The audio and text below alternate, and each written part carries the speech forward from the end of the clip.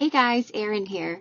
So today's podcast, I got to interview one of my students, and he is an amazing person. His name is Rawe. He is an athlete from the High Fives Foundation, and he is doing amazing things and forging a new path for those who are looking to become a professional athlete. He had a traumatic incident that happened to him that didn't stop him. It may have slowed him down, but now he's full force. His story is so inspiring. He has developed this amazing ability to discern, and I just thought that that's very valuable for athletes that are trying to make their way up and make a career out of their athletic professionalism. So I hope that you enjoyed this podcast. It is in two parts, so stay tuned to next week as I'll release the second part. Have a great day, and just so you know, we have our Coach School certification coming up October 18th to the 24th. I only do them once a year. It's coming up. We have online options as well as in person. I hope you can make it out. And yeah, thank you so much. Enjoy the podcast. Namaste.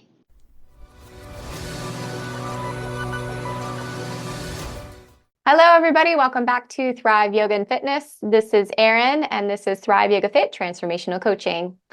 So today I have a special interview with my boy, Rawe. He is an athlete from the High Fives Foundation, and he's also a graduate of my yoga teacher training. I've known Jay since 2016 or 17, maybe. Is that when we met? Yeah, probably early 2016. Okay. Yeah. And he has a very inspiring story, and so I wanted to have him on. So Jay, for those of you who don't know who you are, maybe you can give just a little introduction, and then maybe we can talk a little bit about your story. Yeah, sounds good. My name's Jay. I had an injury in 2014. It was a base jumping accident. Resulted in a incomplete spinal cord injury. Kind of left me with lower body extremity weakness, balance issues, strength issues, and a lot of mental health issues as well came from that. I met Erin, like she said, early 2016. I was having trouble walking, getting around. My confidence was really low. I just had a big, life-changing moment and was kind of trying to find anything that would help me kind of regain balance and strength and movement, and was referred to Erin by an acupuncturist named Sylvia, and went and met Erin one day, and she decided that we would do one-on-one yoga to kind of try to help me see what kind of abilities that I had that I wasn't aware of, and help me to fix certain things that I was having trouble with. So it's been a pretty cool journey since. It has, and it's been awesome because we've essentially like watched each other grow like a little bit on the like similar path and then kind of like separating, but we're both we like extremes. Like that's definitely built into our personalities. We're both little punk rock. So, you like extreme sports. I love extreme sports like roller derby, martial arts, and when I met you, Jay, it's interesting that you say like your confidence was really low when I met you because as we started working together and you started tapping into like your strength again, and just I think remembering how strong you were, and you were like floating up into handstands and doing all types of crazy shit.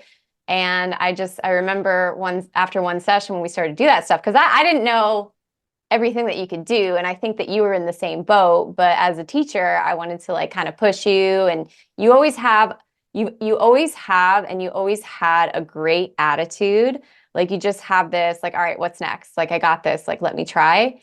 And I remember after one session, you just seemed maybe a little bit emotional, and you're like, I didn't know that I could do all that still, as you started doing handstands and stuff again. Yeah. Yeah, and when I was a little kid, I got into gymnastics, so I had a pretty strong gymnastics background and could always do handstands and flips and running, climbing trees and jumping off of buildings and all sorts of stuff. So, having a hard time walking, and occasionally falling down and tripping over curbs and things like that. It really put a little like block on like, okay, what can I still do? And I'll never forget the day you said, "Hey, you know what? We're gonna do cartwheels today." And I was like, "Yeah, we're not doing that." What do you mean we're gonna do a cartwheel? I can barely, lift my feet off the ground in certain ways. I've got a 2-inch vertical. You want me to get my feet up over my head and do a cartwheel? You're like, no, just try it. And it went surprisingly well. And I think that was one of the days that I was just like, wow, I'm severely underestimating what I can still do.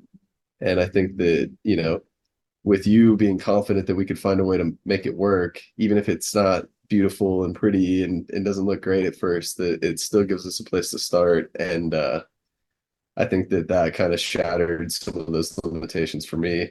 And it turned it into, okay, not no, I can't do this. It's like, okay, let's try and see. Yes.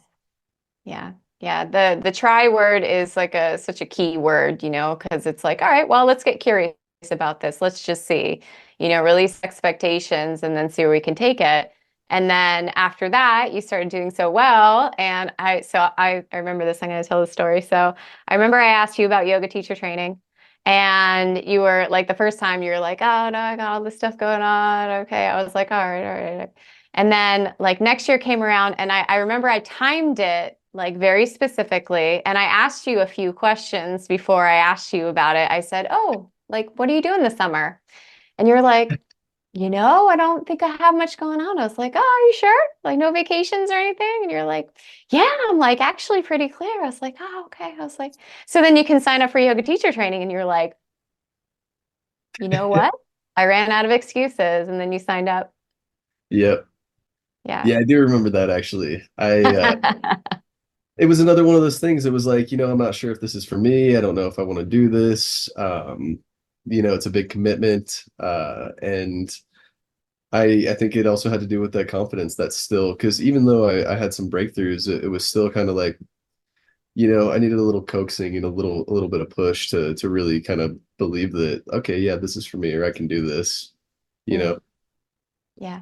It was you know, like the person that I saw, Jay, in front of me, I was like, "Oh my gosh, this guy's amazing. Like he is a shining star." And so that's one of the reasons why I wanted you to take yoga teacher training. Like yoga's awesome, the breathing you're really into, like the stretching, that's good for anyone.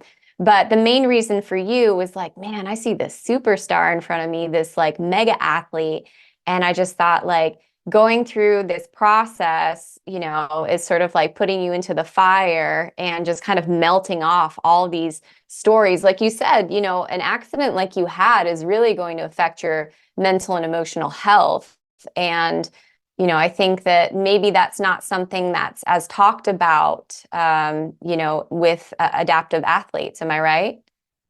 Yeah, 100%. I think that a lot of the glamour of being a professional athlete kind of takes the reins and what gets talked about. People aspire to, be that athlete, be on the stage, be, get all the benefits and all the pluses. And hey, I'm a pro and I made it to the big leagues. And I think that, what gets lost along the way is the sacrifices that you have to make that happen, and the work that you have to put in, and the time you miss with your family, and the just the mental game of like trying to do everything and stay on top. It makes it really, really tough. And I think that only somebody that's really doing it is going to understand what it takes. And until you get into it, it's just this beautiful dream of like, okay, cool, let's get to the top, you Right. know. Yeah. Yeah. I mean, people see, they might see me standing in my yoga studio and they're like, oh, you're so lucky. I'm like, yo, I had to earn all of this. And like, I think that people look at you the same way. Like, I just like soaring with pride, like just watching these clips of you like do crazy flips and stuff. And, people see that, I think sometimes. And like, I think it's human nature to get wrapped up in the glamour of it.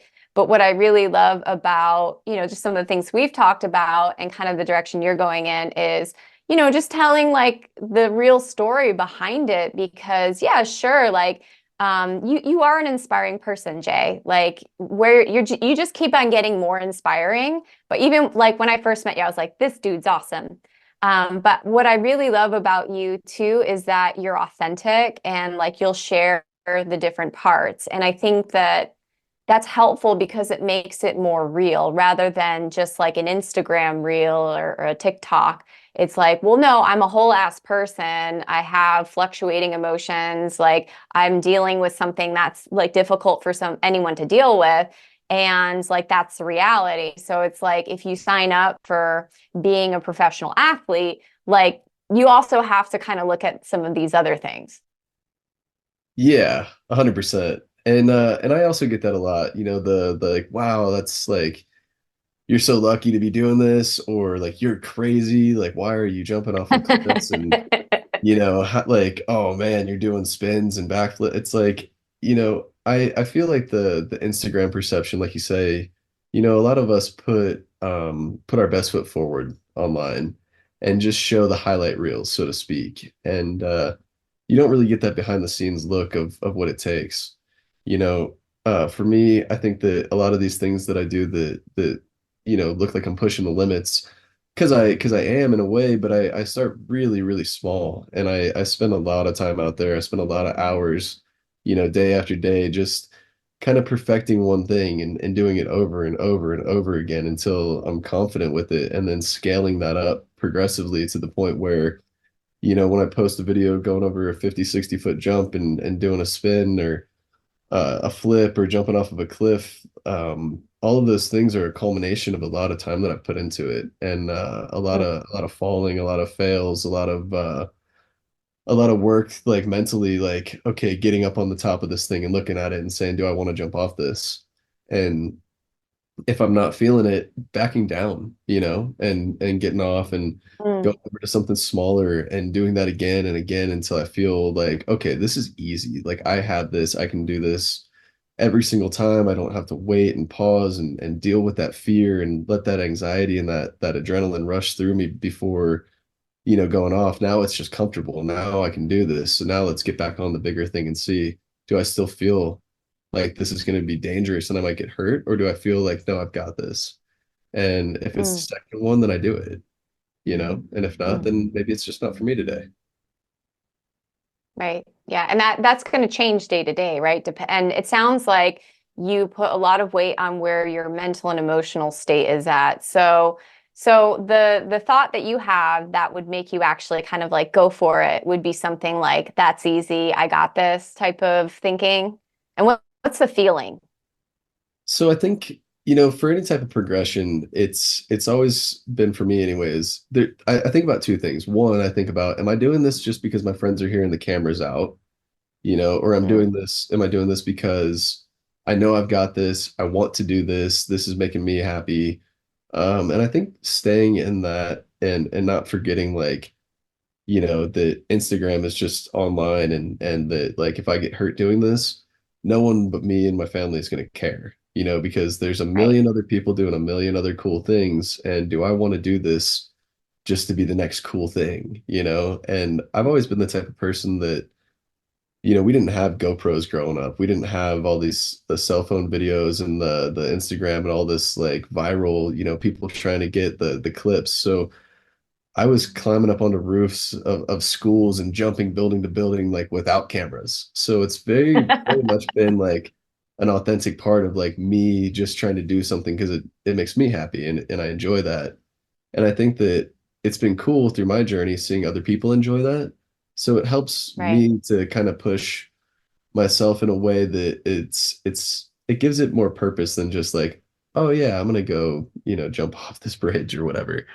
It's like, okay, well, I'm doing that, but I can also inspire some people who may be in a similar position to me and think that this isn't possible.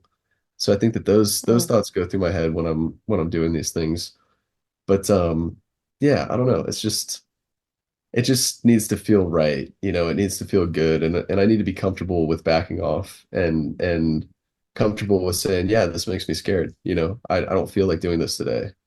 You can't let the fact that there's a person out there filming you and they came out there just to film you and you might let them down. Like, you'd let them down a lot more if you got hurt doing something that you're not really prepared for.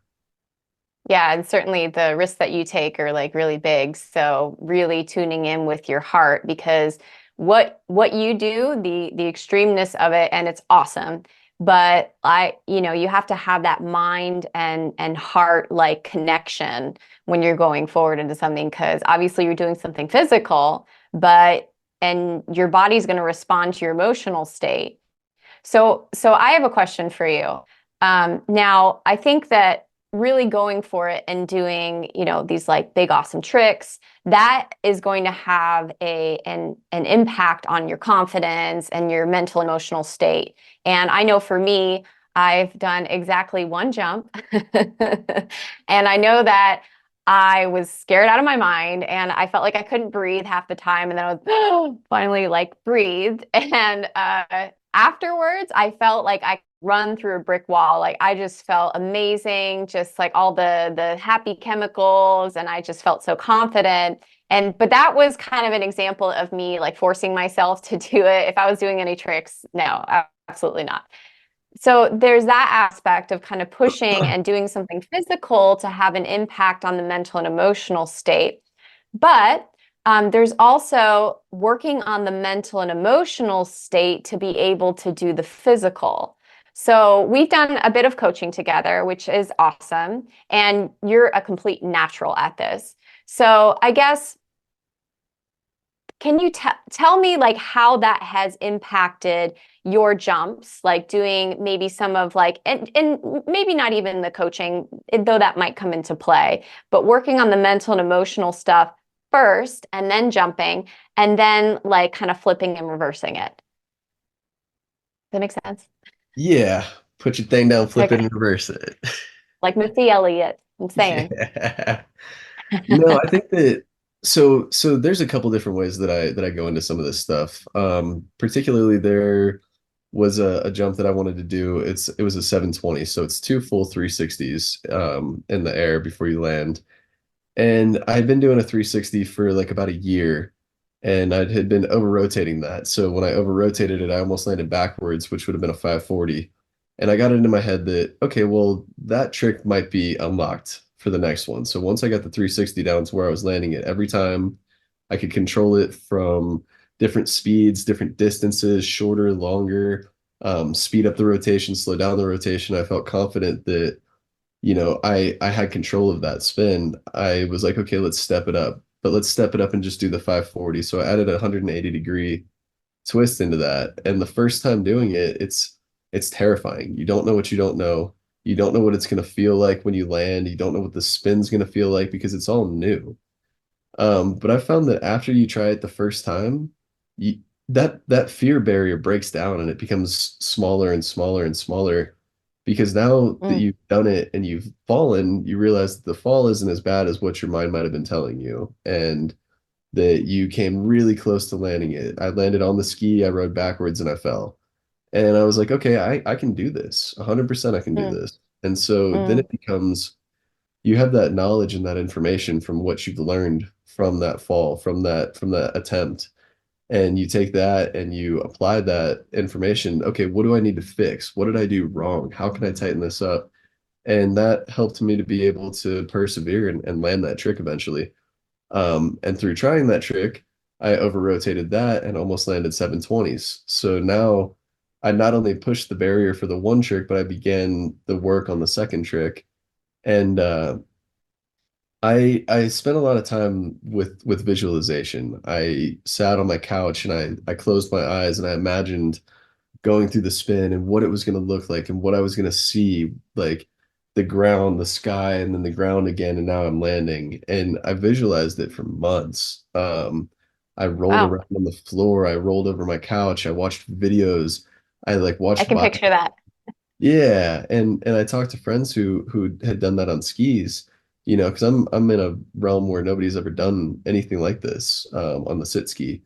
So it makes it so that I'm not following information from other people that have done it. It's fully trying to adapt a trick that somebody else has done on different skis or snowboards or whatever the case might be, and figuring out how that's going to work for me.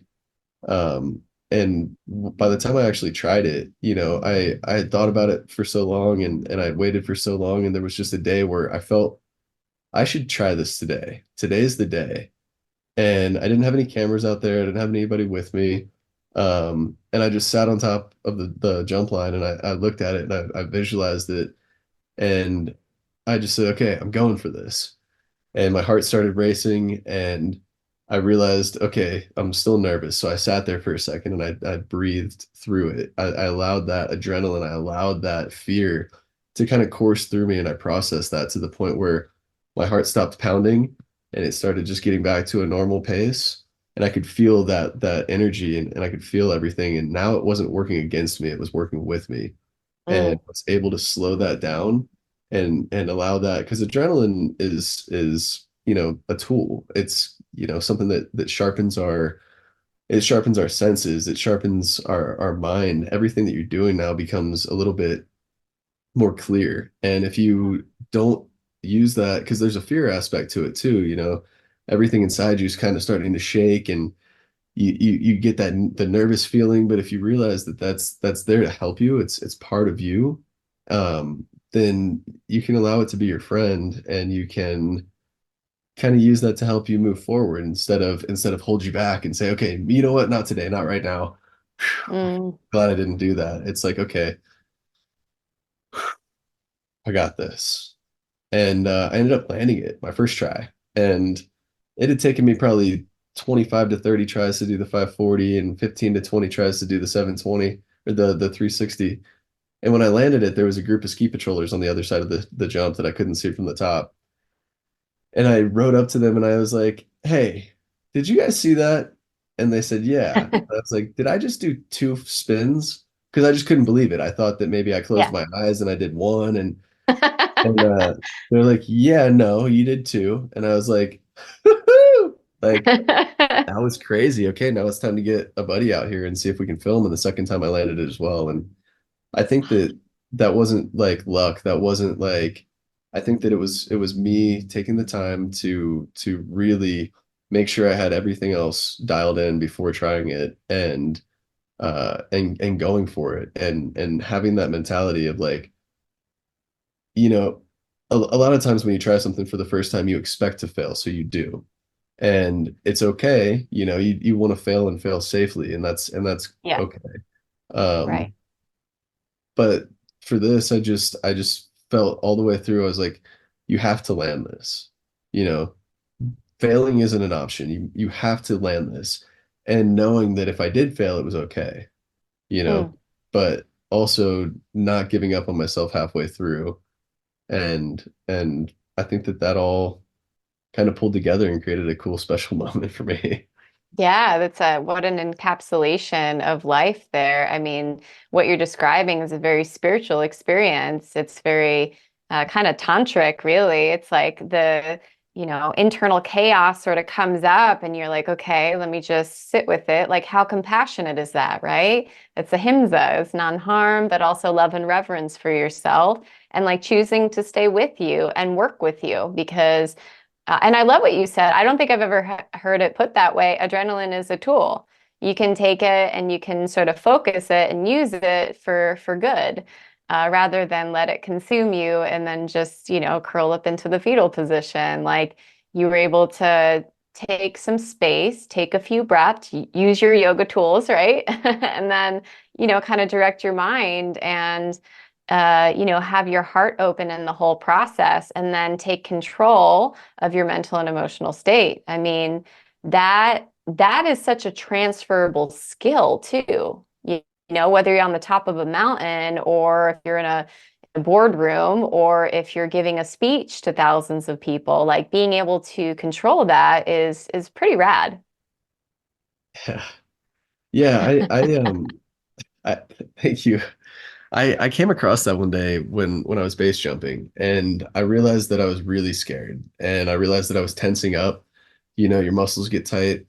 I think a lot of us can relate to like jumping off of something into water, whether that's a high dive or a little cliff, or just anything. And you're afraid because you're pushing your boundaries a little bit. It's higher than you've ever jumped. And I think that a lot of times people want to close their eyes in those moments, and jump and just wait for the water to hit, and once you hit the water you're gonna be fine, but it's terrifying all the way through. And I Yeah. realized that in that situation I couldn't close my eyes. I couldn't wait until the parachute opened. I had to be there. I had to pull the parachute. I had to be ready for any type of a malfunction or line twist or the parachute to not open up properly and fix those things because the consequences were so high. And I think that I realized that my friends were also really scared, and it was causing a lot of hesitation in people that I'd seen do crazy stuff. And Mm. while we're sitting there, I remember taking a breath and just allowing that fear to kind of sink through. And then I realized, I'm like, I've done this before. I've done this a bunch of times, and I was fine. So this feeling that I have, it's the self-preservation. It's a, hey, don't die, don't get hurt, don't, whatever. Are you sure you should be doing this? And I had to really think about it logically, like, well, I know that this is going to work because of A, B, and C. I know that I'm going to be okay because of the training that I put into it. I know how this works. And so there's no need to be as scared as I am right now. Be conscious of the things that could go wrong, but you need to be present to be able to deal with those things. And so if you're tense, you're not going to react properly. If you're loose and you're cool and calm, then you can collect everything together and pull it together and do it well. And I think once that fear sank and it wasn't just a standing up there, okay, I'm so afraid I'm going to jump right now before I like lose my nerve. It was like, I know I'm jumping off this thing either way, Mm. why not have fun with it? Then it it kind of changed and shifted my mindset from that. And I was able to do that for everything. Like you say, speaking in a board meeting, being in front of people, I think that feeling comes up sometimes, and being able to just breathe and take a step back. And in skydiving, they go, okay, do this. And like, cause that's a sign you can't speak to each other in the air. It's relax. So I'll Mm. just get my wrist and just kind of do like that as like a symbol to myself, like, breathe, you've got this. Mm. And it's worked. I've been able to take that and apply it in a lot of places. Thank you so much for listening. If you want to support the podcast and if it's helping you, please consider writing a review. You can go to iTunes or Google Play, go into the search bar and type in Thrive Yoga Fit Transformational Coaching, scroll down, and you can leave a review. This helps other people to find me as well as bumps us up in the search ratings. Also, this podcast is sponsor-free, so that means we don't receive anything for doing it. If you feel so inclined and this podcast is helping to support you and you want to return the favor and help to support any production costs of the podcast, feel free to give a donation to a Venmo link, Thrive Yoga Fit, or PayPal, Erin@erincoach.com. If you don't have the means, don't worry about it. We're not going anywhere. You're all good. But if you would like to give back, you can give back in those ways. Thank you so much. Namaste.